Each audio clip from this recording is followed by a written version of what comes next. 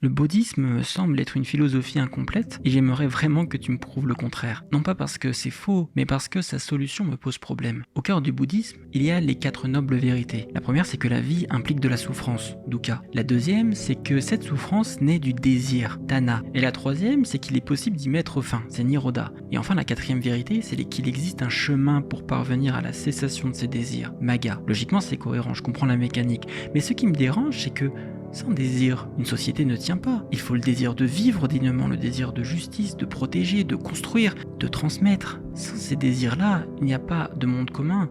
Et pourtant, je ne rejette pas tout le bouddhisme.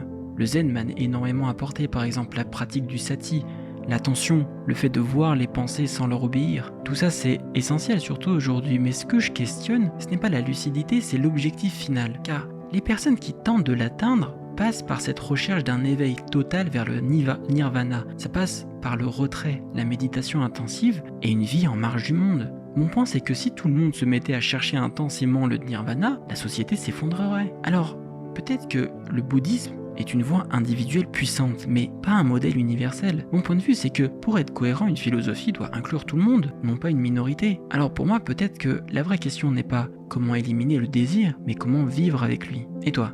Tu en penses quoi? Le bouddhisme est-il une sagesse pour tous ou une libération pour quelques-uns?